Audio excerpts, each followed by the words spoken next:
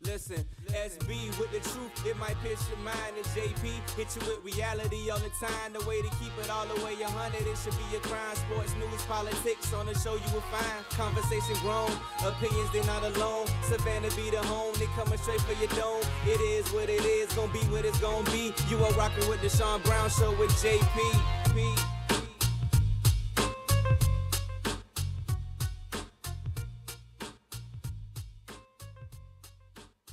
That's right, ladies and gentlemen. This is the Sean Brown Show on WQTS Digital Broadcast, live in beautiful, sunny, well, sort of sunny, Savannah, Georgia.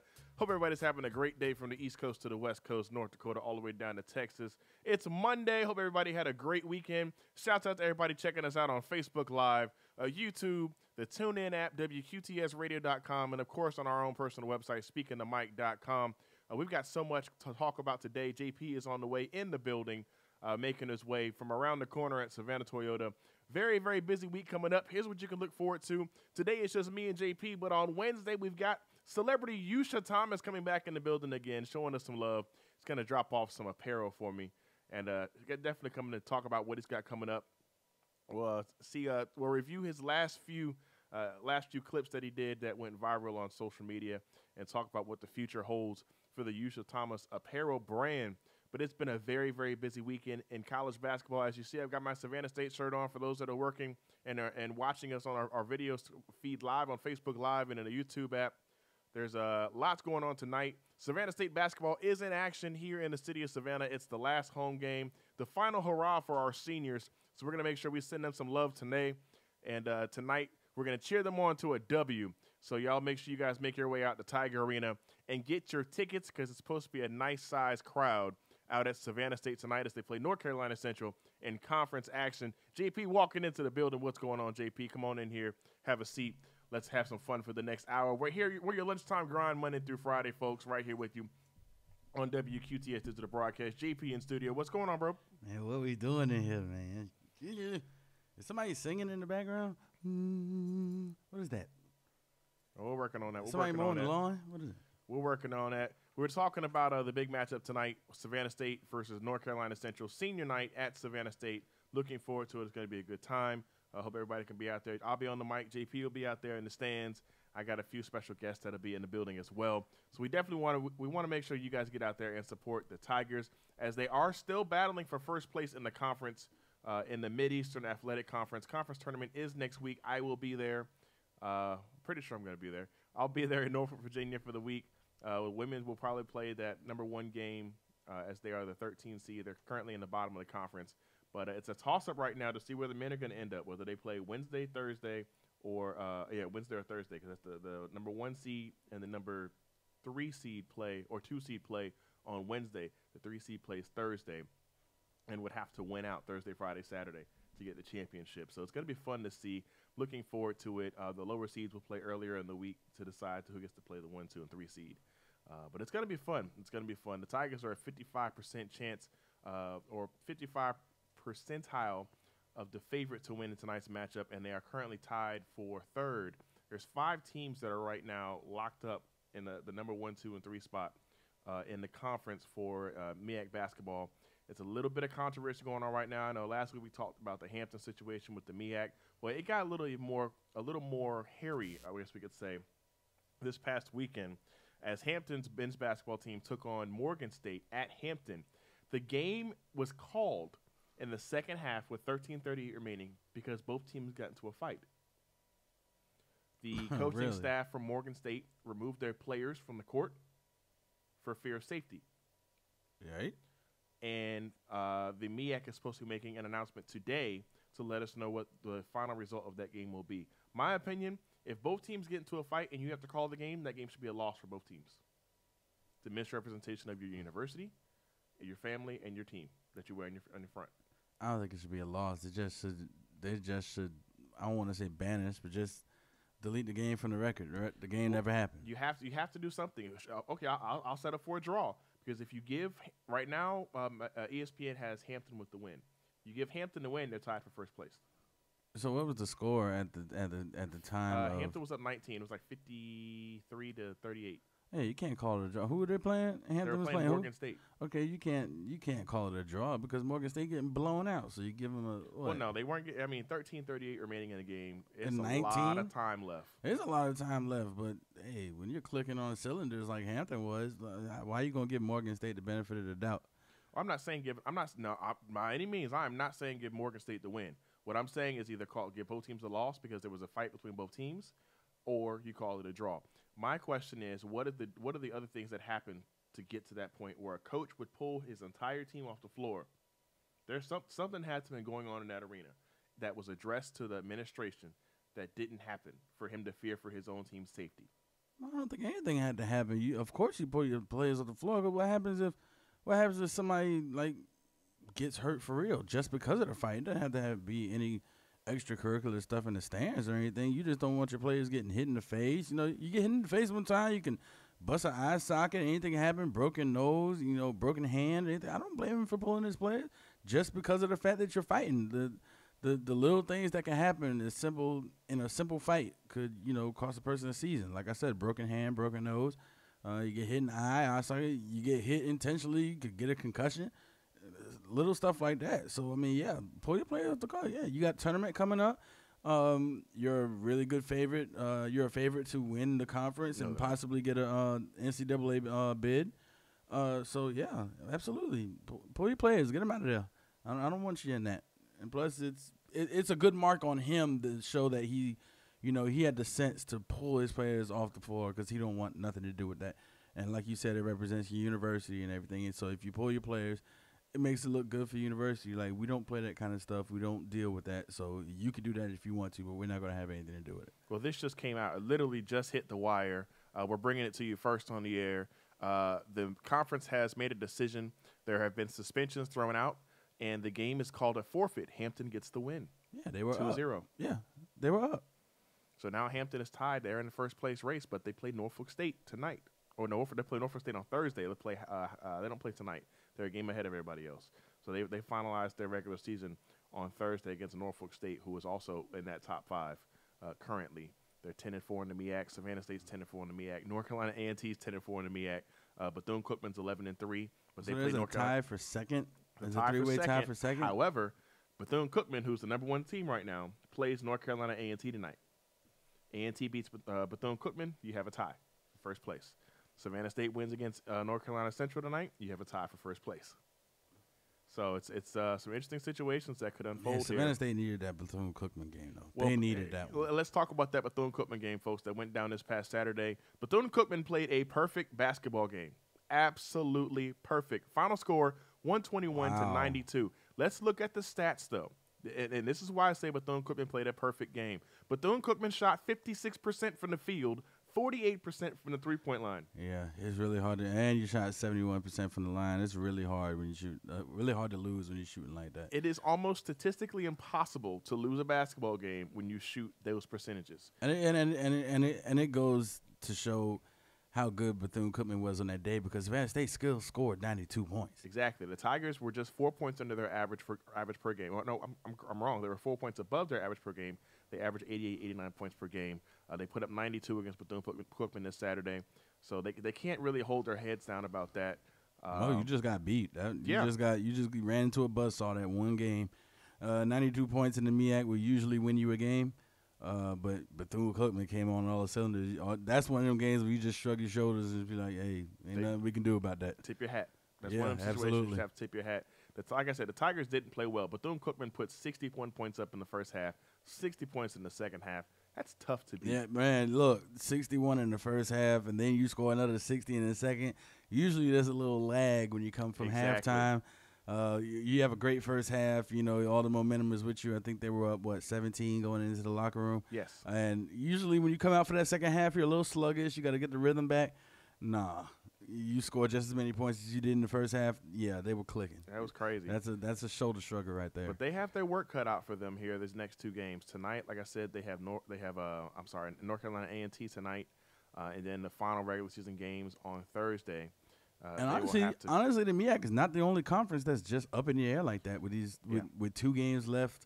In some conferences, the Big 12 still in limbo. The ACC definitely is with with Duke and Carolina. Speaking and, of the ACC and Duke and Carolina, Duke does play my Virginia Tech Hokies tonight. Yes, we put do. That out there. We have to go to y'all's house. Yes. I am a little bit. I'm a little in the back of my mind. I'm like, okay. Historically, we have the last 10 years, we have a pretty good win percentage at home against Duke. All I'm gonna say is we played some pretty good teams without Marvin Bagley, and now that we have him back, we went 4-0 without Marvin Bagley. So we'll see. And now that we have him back, we get better. So. I don't know. That game. You know what? Games like that, when we go to Blacksburg and we go to Coral Gables, and every now and then when we go to Winston-Salem, one of them shaky games for Duke, because you never know. Duke is always the team that people hate in the ACC. They always want them to lose, and that'll go back to what we were talking about the sanctions and the NCAA sanctions with Duke and Carolina and Kansas and all of that. And we were having a discussion about. We were having a discussion. You said you should just take them out of the tournament and blah, blah, blah. I still say that. And I told you, I was like, well, if you take them out of the tournament, then nobody's going to watch, because Duke is probably the team that most people want to watch to see lose. That's probably the most hated team in the NCAA Division I. So if they're not even there, they have no reason to watch unless their team is playing. And then if their team ain't playing, they definitely ain't going to watch. Well, here's my thing. And we, a lot of the discussion in the media right now was about the situation with the NCAA. The FBI is doing so much research into the NCAA and what's going on in the NCAA. There needs to be some changes made, in my opinion. Just my opinion. Ivan, we see you checking in. I see you checking in, brother. This is my old riding buddy. That's your riding buddy? I used to call him. His name was Mr. Nasty Time back in the day. Mr. Nasty Time. But he goes by another name. I'm gonna leave that as it is. Really? But I also called him Mew because he drove real slow. Mute? Mew. M-U-T-E? Sound like a vacuum. You know when a vacuum goes by? When you mew. Oh, meow. Oh, Roadrunner, like beep beep. No, he was no kind of Roadrunner. He was slow. But back to the NCAA situation that's going on with all the allegations of the FBI. When you got your radio on and it crank up and then it detunes itself as far as it goes. The situation with the NCAA and this whole FBI probe, I'm a little disturbed that the FBI has put so much focus on the NCAA, but didn't put any kind of focus in any of the other situations that are going on across the country. The NCAA, granted, it's some issues with the NCAA, hands down, top to bottom. From players need to be getting paid to, it's a lot, man. It's a lot that's going on. But I think this situation is big. It's been happening for a very long time. It's not something that's going to go away because the best schools want the best players. They're going to do what they got to do to get the best players, even if they have to run it from somebody else. But if I give a player at Savannah State $5 and say, hey, go get you some gummy bears, that's not – come on. No, because you have according to NCAA regulations, you have there's a ceiling to how much you can spend. I get that. So if you give a dude $5 to go get a soda, no, if you give a dude the $1.25 to go get a soda, you're not gonna get a sanction for that. You're just getting the man something to drink. Now, if we're talking about like thousands of dollars, or you buy the kid a car to get around campus, or you buy his mama a house, that's when we're talking about sanctions and stuff like that. But if they were talking about Duke and Carolina, they took a couple of their players out for a dinner, which is legal because it's under the ceiling of how much you're supposed to spend. So it's. They're trying to get Wendell Carter Jr. for a $200 dinner when he came to Durham to, see the campus and everything. He took him out to dinner. They're trying to get it for that. That's underneath the ceiling of how much you're supposed to spend. You can't spend outlandish numbers because, of course, that's going to look like. You can't do blue chips. Right, exactly. No blue chips. But a $200 dinner for you and your mom, come on, man. There's nothing wrong with that. Well, we'll see what happens. I mean, this story is steadily unfolding. More and more people have been implicated in the situation that's going on, incling Savannah's own Tim Quarterman from Savannah's own. Tim Quarterman from LSU. Way more to worry about than the NCAA sanction right now. Well, he's overseas playing basketball right now, so best of luck to Tim out there. Oh yeah, best of luck, but bro, stay out of trouble, bro. It ain't worth it. So we had a situation here in town that happened on the campus of Savannah State University this past Saturday. And it's raised a discussion here locally about gun control and access to campus and open campus situations. We had a non-student that was in the dormitories that was shot and killed by another non-student who was in the dormitories. on campus at Savannah State University. And, of course, on social media, all the students are talking about, why does this always happen, and blah, blah, blah. Or that, then you got the students that are saying, well, he shouldn't have been on campus anyway. He wasn't a student. He had no business in the dormitory, which I agree. The students need to be more responsible for who their surroundings are. At the end of the day, if students are coming to college to get a better education, to elevate themselves on a mental level and a physical level as they grow up and find themselves as an adult, you have to start changing the environment that you keep around you. You have to be aware of who's not good for you, but who's going to do something negative towards you. When I first heard what happened, my first reaction was this. The student whose dorm they were in should be expelled. Here's why. You knew they had a gun in your dormitory. The new gun law in the state of Georgia that allows open campus carry says no guns in athletic events or dormitories. You had very low knowledge. Exactly. You were complacent, or is the word? Is it complacent or complicit? Complacent. You were no, it's complicit. You were complicit to the fact that this individual had a gun, and they were in your dorm room. So therefore, you pay the punishment. That sets the standard. I also believe, and this is from my heart of hearts, I believe this. This is the sixth body at Savannah State since President Dozier has been in charge. What other place can this happen and the president does not get removed from office? It absolutely blows my mind. Don't understand it. We have, if you look at, and a lot of people say, well, you need better security. You need better security. You need better police officers. That's not the case. In this situation at Savannah State University, the way it's set up is the university system in Georgia has mandated that all state campuses are open campuses, so anybody can get on campus. Now, thanks to Saturday, you have to show an ID to get on campus. The situation we run into is the police are not allowed to be the police on campus. When they enforce things, when they actually show force, the students complain. They cry, they complain, they write petitions and they write letters complaining about the situations, and then the school has to come back down, and the president says, okay, back off the kids, don't slap on the wrist, don't look them the wrong way because they're gonna get their feelings hurt. So now you have, and I hate to say this because they're wonderful people, they're beautiful ladies that work the front gate at Savannah State, but you have somebody's grandmas sitting at the front information gate. There's no kind of enforcement at all. They just sit there reading a book or playing solitaire, and they don't even wave to you at the time when you drive by. JP, you've seen it. Yeah, you drive on campus, and she's so nice, but they just sit there and they do nothing. But if you go to, say, Hampton University, Hampton has armed guards at every gate. You have to state your purpose. Even if you're coming there for a sporting event, you have to state your purpose. I remember we went to for the football game last year at Hampton University with the band, and when we got to the gate, our bus driver had to explain, hey, I've got the band for Savannah State, and they came and looked in the bus just to look to make sure it was the band. These things need to happen, but at the end of the day, the responsibility falls on the university system of Georgia. If you allow your campuses to maintain themselves, to protect themselves, you can solve any of this from happening because people won't just be able to get on campus. That's just my 2 cents. I mean, I agree with you 100% about the whole security and the kid getting expelled. Yeah, I know that. But, the blame more or less goes on students. Well, let me take that back. The blame does go on the kids because the kids have the choice. And even if you do decide that you want to surround yourself around the people, you also have the choice to whether or not you want to delve into what they're doing. Mm-hmm. Now, I have friends that do things they have no business doing. I have friends. I work at a club every weekend. I have friends that come in here and get drink, and they drink, and they get tore up, and they're just all over the place. I don't condone that, but that's not going to make me say, oh, well, you're not my friend anymore because you act a fool. If anything, I'm going to be the one. Don't want to be religious, but it's a perfect example. Todd Tribbett came out with a CD a few years ago called Stand Out. There's a difference between standing out and standing against. Mm-hmm. You can stand out and say, oh, well, I don't approve of what you do. Just because of the things some people do doesn't make me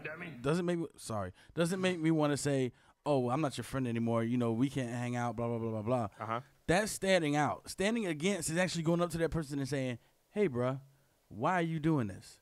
You know the rules of campus. You can't bring a gun over here. Police each other. Yeah, you have to police each other. The security at the gate, The president of the university system of Georgia can only do so much. Somewhere along the line, it's got to be up to you to police yourself and the people you surround yourself with.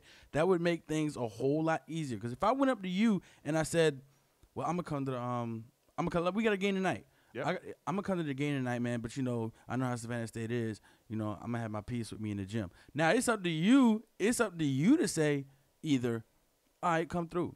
Then you're just letting it happen. So you're giving me carte blanche to do whatever I want because you're my friend and you invited me. But you could say, nah, you don't need to do that, bro. We got rules and standards at the university. Yep. I'm not trying to get expelled. I don't want you to get in trouble. I don't want anybody else to get hurt. Yep. That's why we need to start, like you said, policing each other. That would do a whole lot of shooting. And then kids are going to be kids. They're going to do what they want to do. Kids don't have morals and standards like they used to. They're not raised like they used to be.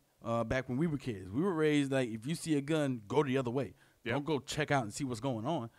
So like they used to make in the on stand-up comics, they'd always say the people that weren't melanated went the other direction. Yeah, and I mean it's true. Like if we're walking down the street, and we see a black guy running in the opposite direction, we're gonna be like, well, what that dude running for? I think, we might need to go ahead and take off, and we're gonna take off in the direction he going. That's without a look, fool. I'm gonna be absolutely 100. If JP takes off running right now, I'm like, hey, bro, hey, and I'm gonna be galloping right behind him because I can't run.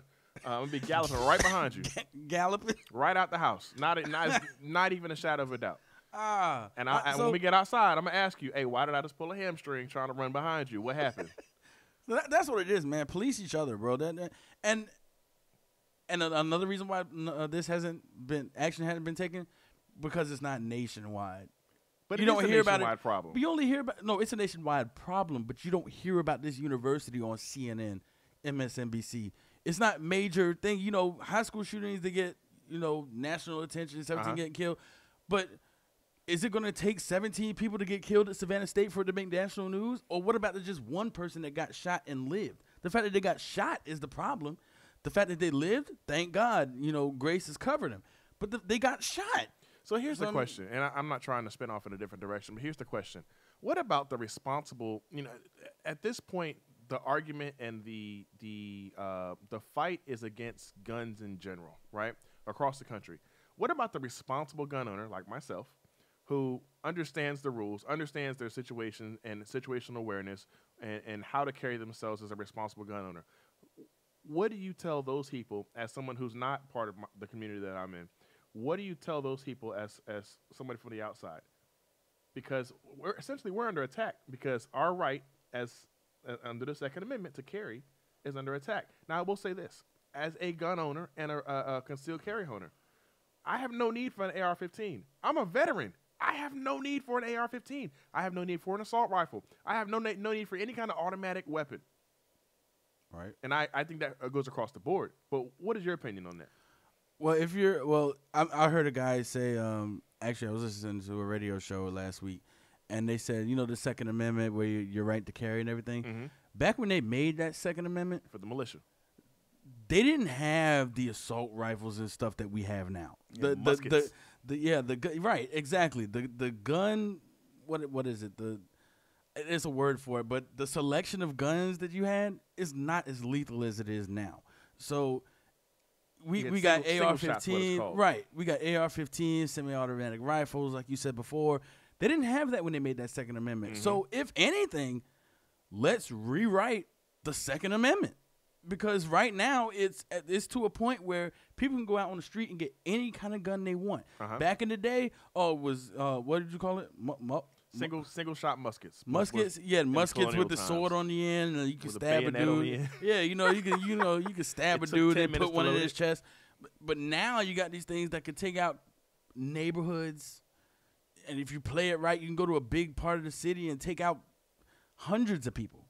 So if you want to, let's rewrite the Second Amendment, saying, okay, you have the right to carry, but if you are not under these jurisdictions, these guns you will not be allowed to have. But shouldn't it be more along the lines of focusing on enforcing a stricter background search where we go through more details of individuals' past? Like, perfect example, for certain jobs in the military, you have to have a top secret clearance. Certain jobs in the military, you have to have an even higher clearance where they go all the way back to kindergarten on you.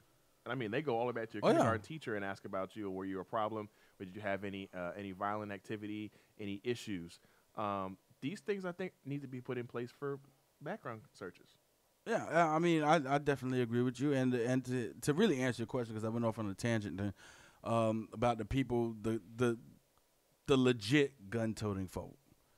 If you're not doing anything outside of the law with your gun, then you have nothing to worry about.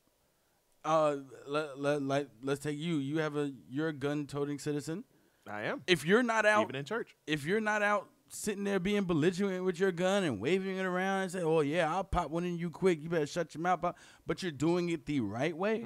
People like that shouldn't have anything to worry about. And even so, if you want to do it that way, go back and look at the person's record from the time they bought the gun to the present. If they have nothing on their record, no use of the gun, just there for the protection, then leave them alone. I'm for protecting your house, absolutely. I mean, I don't have a gun, and I have 3 kids, so maybe I should, think about it at least. But for the people who have them that do it right, don't worry about it. Worry about the bangers that's out there on the corner with it legitly seen in the front of your waistband with your shirt behind it. Yeah, but see, open carry is legal. Open carry, but it all depends on who's carrying it. But then you have the whole thing of discrimination. I like what Evans Davis said though. This is a very valid point. At the end of the day, he said, like alcohol back in Prohibition days, if there's a market for it, legal or not, they're going to find a way in people's hands, and that's the problem. That's the issue you're going to run into, because if you take the people's legal guns away, then you're going to run into the situation of, if I want to do something evil, I'm going to do it. I'm going to find a way to get it done.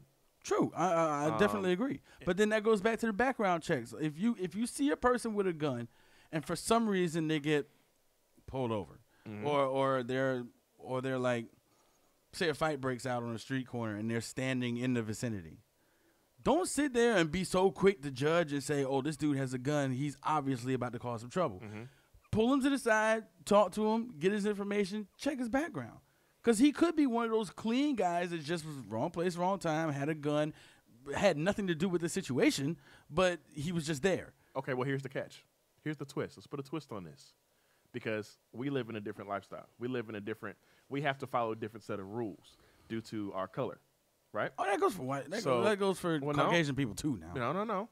Because we are expected more if you start enforcing more rules and you put more stipulations in place, does that give more leeway for more people of color to be affected by people that are just doing the wrong thing in general on the law enforcement side?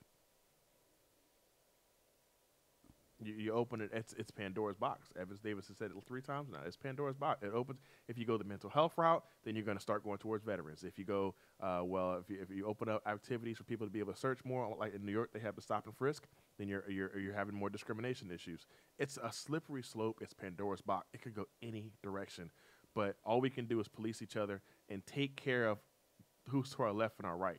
That's the biggest thing. Well, if you do stop and frisk in New York and you get pulled over, then I guess you would call that probable cause. But if there's nothing wrong with you, what you worried about?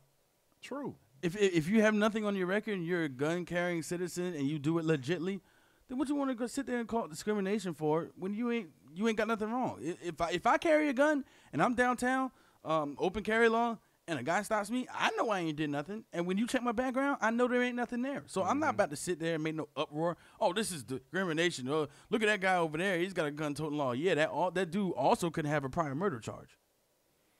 Well, speaking of discrimination, let's go ahead and kind of segue to a different direction. Back to sports real quick. Speaking of discrimination, Patty Mills during the Cleveland Cavaliers San Antonio Spurs game last night. 4.8 points a game. Let's get it. While at the free throw line, was called, quote, and I quote, "Hey, Jamaican dog, they want their bobsledder back. Hey, Mills, Jamaica just called, they want their bobsledder back," by a fan in Cleveland.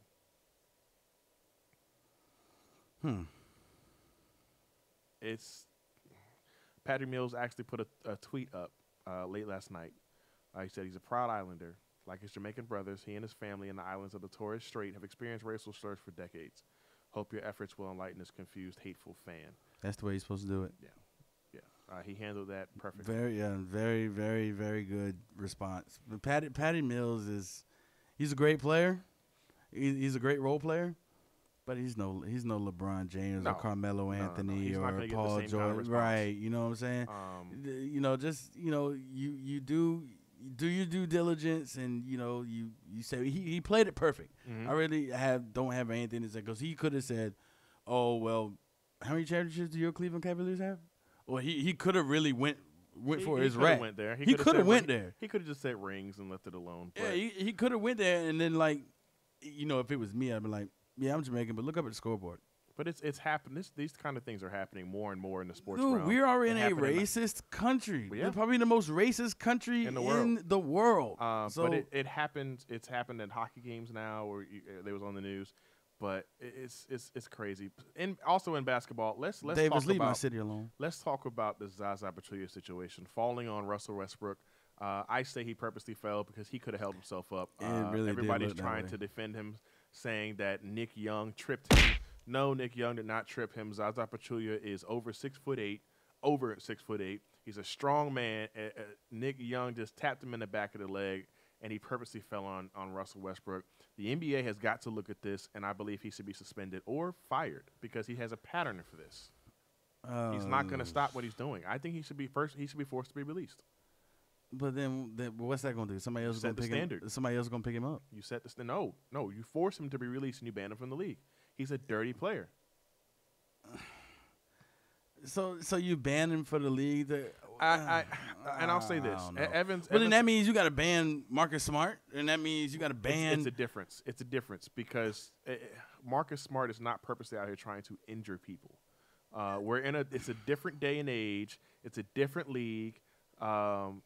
Yes, back in the day it would have been settled on the court, but this is a different day and age of athletics, a different day and age of the NBA where everything is more cupcake.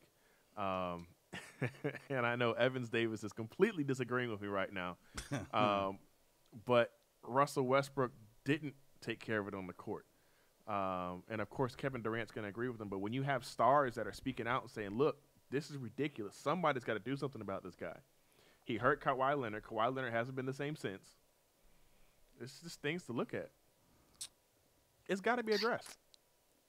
Addressed? Yes, I agree. It does have to be addressed. But do you take a dude's livelihood though?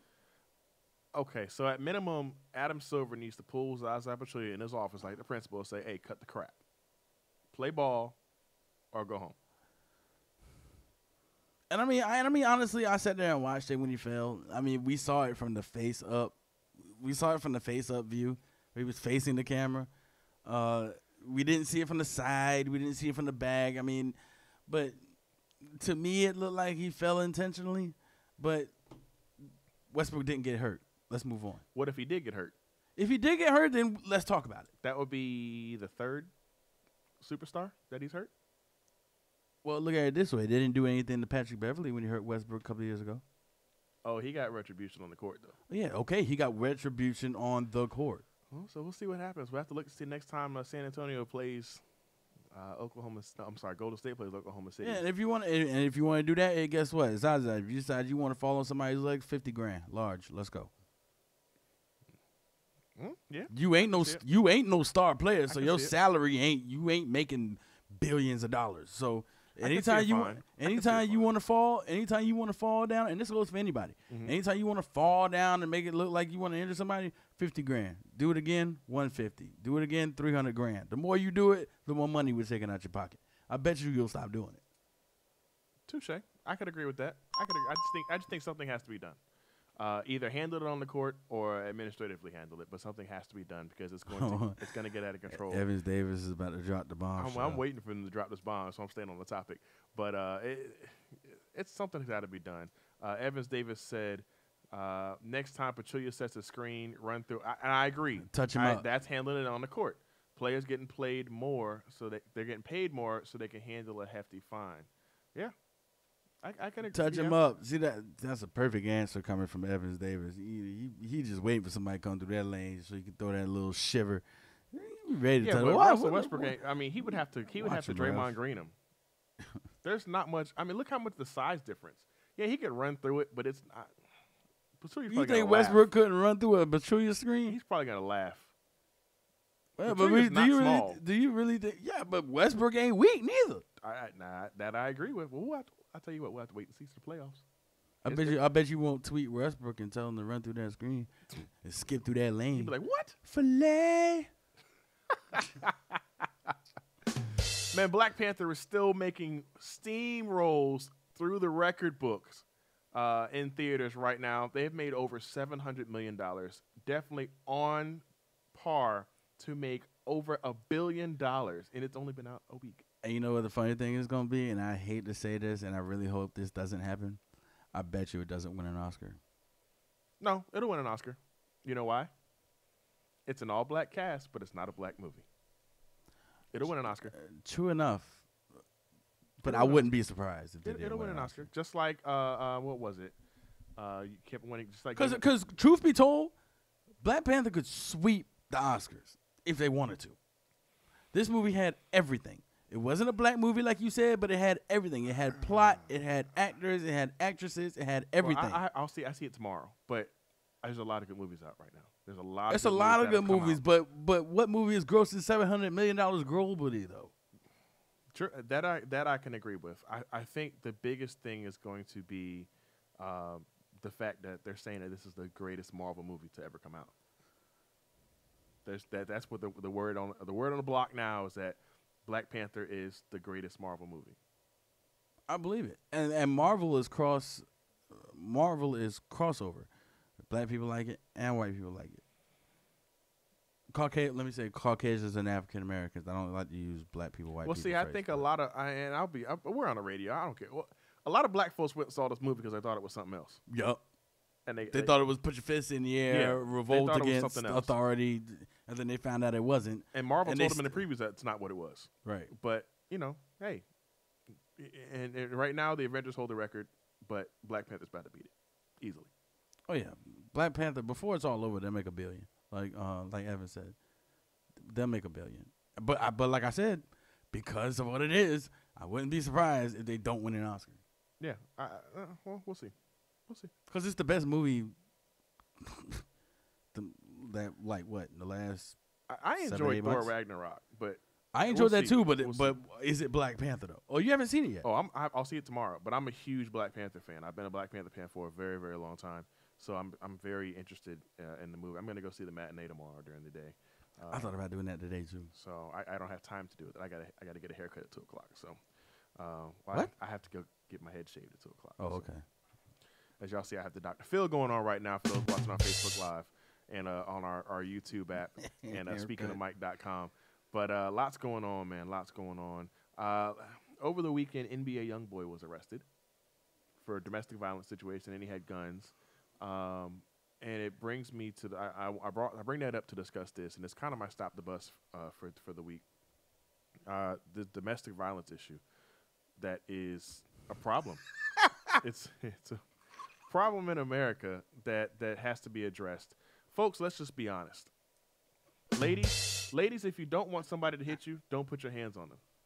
Fellas, are you talking about the fight with his girlfriend? I saw that fight, but we see the viral videos all the time.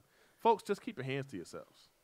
If you don't want to get hit, you don't want anybody to put their hands on you, don't put your hands on them. Easier said than done. It's very easy. It's very much easier said than done in some situations, but in many situations it can be avoided. I saw a video this morning of a young lady in a high school. The young man was sitting on the computer doing his work, and they were drawing back and forth. She walks over, hit the boy in the head, knocks his hat off, hits him again, and he gets up and he pummels her. Self-defense. Point blank simple. True. If she didn't want to get hit, she shouldn't have hit him. Now I'm a complete proponent. A man does not put his hands on a woman. That's right. But if you walk up and you put your hands on my son, and you cause bodily harm to my son, I expect my son to defend himself. Don't go over the top, but it just. And depending on how old the lady is, man, you really ain't got to do nothing. You just like swift kick to the kneecap and a poke to the eye, get your point across. It's a problem that has to be addressed, and I think people, a lot of people like to jump to the conclusion of, oh, well, he's a man, he's supposed to just take it. No. No, absolutely not. No. Not going to happen. No. So, that's the fix. But there is a problem with domestic violence in America in general. I'm a victim of it from my first marriage. And yes, you should have remembered that. But and I'm surprised I easily said that. Yeah, but it's something that people don't talk about enough and understand that it's on both sides of the fence. Thank you, Evans. It's women on men and men on women as well. Women have just as much domestic violence as men do. And a funny thing that most people don't realize, if you get in a fight, if you and your wife get into an argument, and it's a fierce argument in the house, and the kids are in the house, that's domestic violence. You go to jail for domestic violence. Yeah, that's true. That's something most people don't think about. It's not just physically putting your hands on somebody. If you're arguing in front of your children, you're fighting in front of your children, that is domestic violence against the kids. And that's something, that's something that my parents taught me growing up at a young age. Discussions, as my parents call it, discussions don't happen in front of the kids. Right. You save that for you when you're in your room. And right. you talk it out. Because by that point, by the time you get to your room, you're calmer. You can discuss it as adults. Your vocals don't have to be elevated. It's just simple. It's simple. If you have to have the discussion at that time, this is the ruling that I always take with it, right? You talk to your significant other like you would talk to your boss. If you wouldn't say it to your boss, don't say it to your significant other. Now, some people don't care. But generally, if you wouldn't say it to your boss, you shouldn't say it to your significant other. Is that too deep? You disagree, JP? If you wouldn't say it to your boss, don't say it to your significant other. Okay, I'll add to it. Let's make it deeper. If you wouldn't say it to your boss or your mother.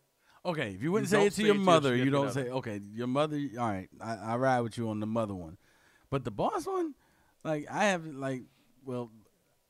my wife is through a situation right now with her boss, and they're both female, so I'm not going to say it's like male, female. They're both female. And it's just, if I was my wife, it'd be Braun Strowman all day. You can get these hands. Oh, we're going to get to that, too, in a second. Yeah, don't worry. You can get these hands. But that fine line between, and Evans took the words right out of my mouth. It says self-defense has no gender, and that's true. But then when you start talking about the domestic violence issue, it's really, really, the scales of justice are tipped way more in the favor of the female, because you could get your butt whooped by your wife, and she legitimately wins a fight, quote unquote. But if that lady has one scratch on her face, you're done. Perfect example. I'm glad you said that. Perfect example. And somehow I keep telling my own personal story. Man, hey. When you should remember this. No. You should remember this. When my son was an infant, and his mother dropped him on the floor. I went to take him outside to take him to the hospital. The knife was pulled on us, so we couldn't leave the house. Right. So that's the short. His mother. That's the short end of it. When she realized what she had done, she called the MPs. I was in the military at the time. Called the MPs and told them that I had put hands on her. MPs show up. Guess who gets kicked out the house? That's you. The soldier, the male. Automatically, I was wrong until the truth came out. When the truth came out, it was a whole other ballgame. It's tipped way toward the favor of the female. And I mean, of course, because most people think that females, they're not physically capable of fighting with a male, which now these days is not the truth. Unless you're Ronda Rousey, no female should really no female should be able to truly beat a man. Bro, I know some females in this city where we at right now that can grease a dude. Like, straight up. Get these hands, bro. Ring the bell, it's time. And that's not being sexist saying that. I'm just saying biologically, physically, it's not something that's not supposed to be the case. Right, but in the situation, what are you supposed to do? If a girl is beating on you and everything, she's beating you in your head. You have to defend yourself. Yeah, but at what cost? Especially if you're an African American, at what cost? You better hope it's on camera. Don't let the relationship be intergender. Oh, I'm not intergender, but interracial. Oh God. You better hope it's on camera. Bro, I said it 3 times. You better hope it's on camera. That's just where we are. That's the world we live in right now. That's the world. We better hope it's on camera, because if it's not on camera, it's going to be almost impossible to defend yourself. And we've seen it time and time again. But we've gone off the left field on that topic. Man, listen, let's reel this thing back in and talk about last night. WWE Elimination Chamber went down last night.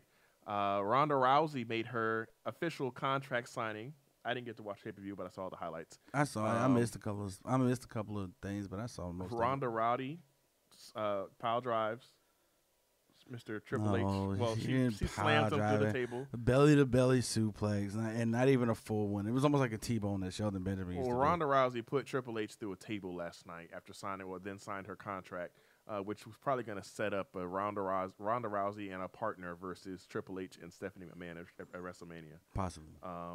Because especially with the smack to Ronda Rousey that Stephanie McMahon gave. Right. So the question is, who is her partner going to be? I have no idea. She set hadn't up with The Rock. The Rock's so busy. Yeah, she hadn't been in there long enough to form an alliance with anybody. So it'll be interesting. And it might be that a female steps in with Stephanie, so it'll be like a female tag. Yeah, but what female heel would be able to fill that heel role with Stephanie well enough? Alexa Bliss? No, she's got a title shot against. That's going to be. Oh, you talking about WrestleMania? Yeah. Sasha? Sasha's going heel. That's a heel so waiting to happen. Sasha, anybody from what's Paige's little faction? Yeah, I see. I see where you're going with anything that. like that, and she can. The same way as like the Bella twins, Brie Bella had a little rivalry with Stephanie for a minute. Mm-hmm. So just put it, because I don't see Triple H is still in shape, but he's gonna have a match at WrestleMania. This would be but who? That's what I'm saying. Kurt? That's Kurt Angle? It might, and it's probably gonna be Kurt Angle. I just thought about that. It's probably gonna be Kurt Angle and Ronda Rousey versus Stephanie McMahon and Triple H. I can see that. That just makes the most sense. I can see that. But that's not the big story though. The big story, man. The big story happened after the pay-per-view. You talking about the main event? No, I'm talking about after pay-per-view was over. What happened? You got to have the network to understand what I'm saying. Well, I gotta watch it. When they have something after the pay-per-view called Raw Talk. Okay. John Cena was on there. I think I heard about this where he was like, he doesn't know what he's gonna do. Bruh, it's Cena. This is a side of Cena no one has ever seen before. Cena's all, he does his interviews, and even when he loses, there's a little light side to everything. Yeah. Bruh, monotone, very negative, everything in question. It almost made me feel some type of way because I'm watching it. I went to Waffle House and got me something to eat and was watching the pay-per-view, and I was even looking at it like, heel turn possibly? No, not even that. Or retirement match. Maybe. I mean, but he said he's not done. He's got a lot left in the tank, even being 41 years old. Okay. He's got a lot left.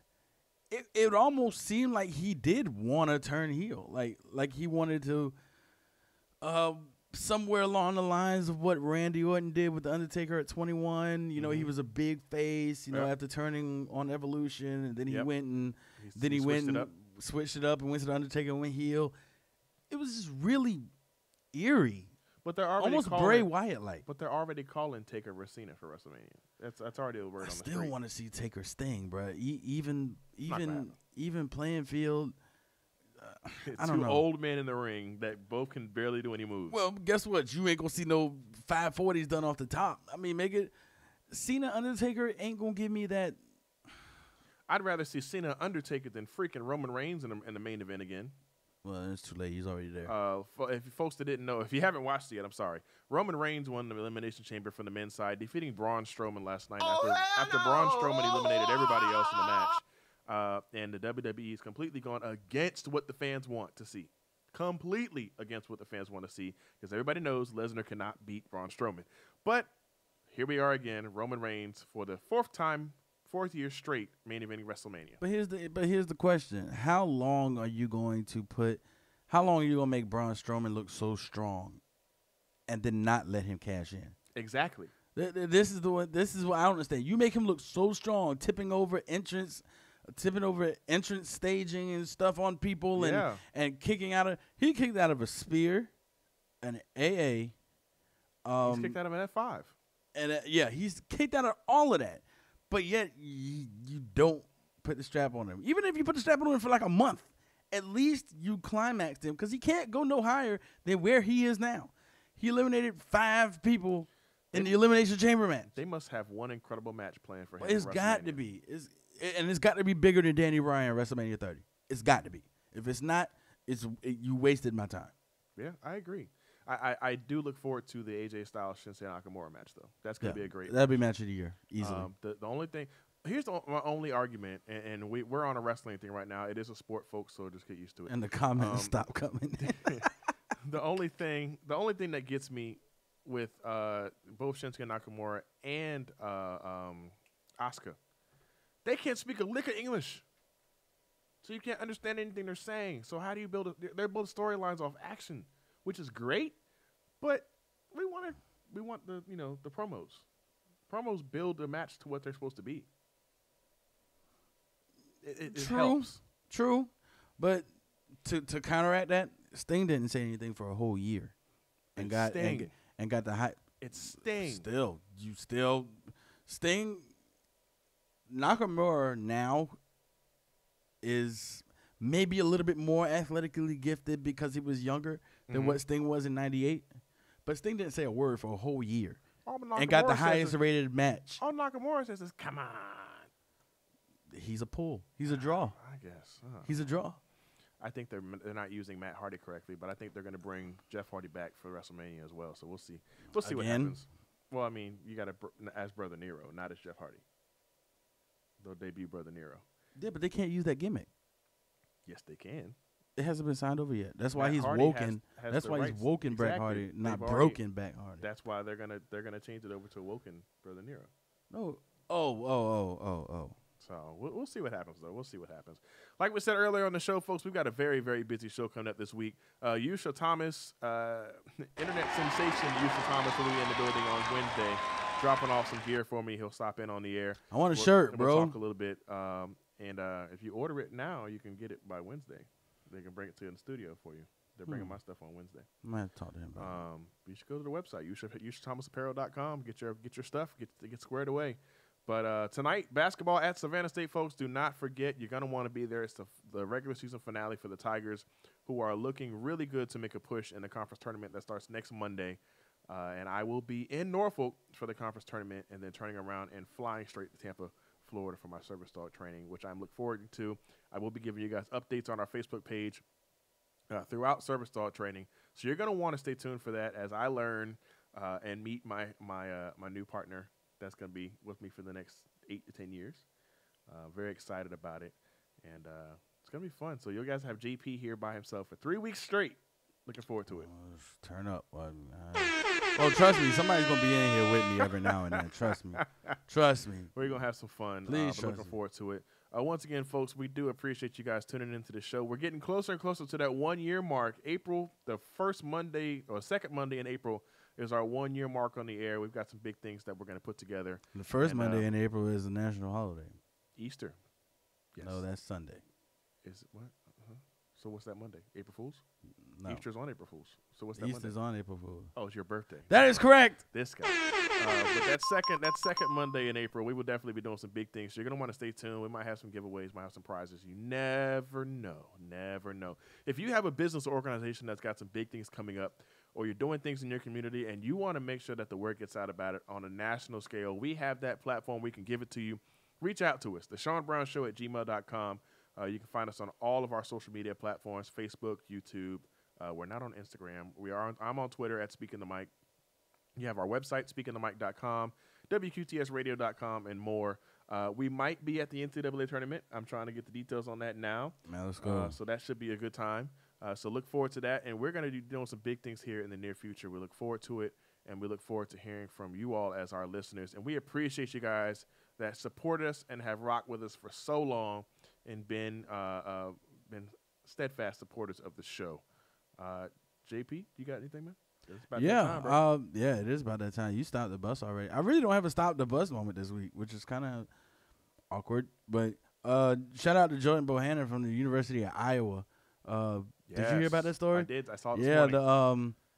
I can't think of the guy who passed away, but he had a chance to break a record for consecutive free throws in a season. Mm-hmm. And the record holder passed away some 20 years ago, and they had the whole anniversary of it in January, and he decides to tank the free throw. They won the game, so the free throw really didn't have anything to do with the standing and the outcome of the game. But Chris Street, right? He died in a car crash about 20 years ago. And he had a chance to break the record with Chris Street's family and everything in attendance, and he decided not to. And he said after the game, he was like, that is a record that did not need to have my name on it. And, I mean, it has his name on it because he tied the record. No, he didn't even tie the record. No, he did tie it. He didn't break it. The record was 34. Right, he had 34. He had 34 consecutive. If he'd have hit the free throw, he'd have taken Street's name completely out of the record. So he'd have had the record by himself. So now he ties the record.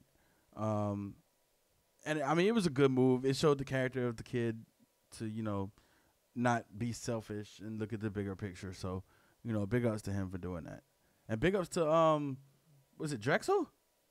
Biggest comeback in NCAA Division One basketball history? That was Drexel. Was it Drexel? I think that was Drexel. Also, big news coming out of the local area. There is a Savannah native that is reporting to spring training for the New York Yankees today. Oh, really? Yes. Aha. So shouts out. Let me pull this. Come on to the real New York team, big fella.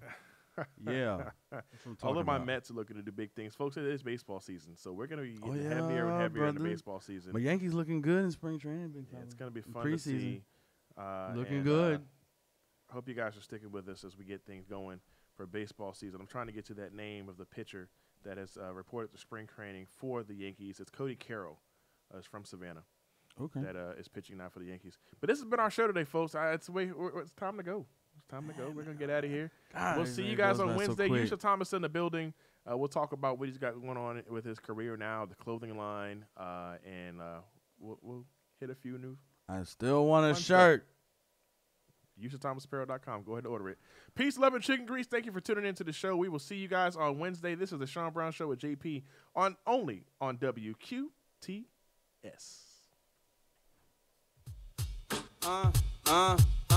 Listen, SB with the truth, it might pierce your mind. And JP hit you with reality on the time. The way to keep it all the way 100, it should be a crime. Sports, news, politics, on the show you will find. Conversation grown, opinions they're not alone. Savannah be the home, they coming straight for your dome. It is what it is, gonna be what it's gonna be. You are rocking with the Sean Brown Show with JP.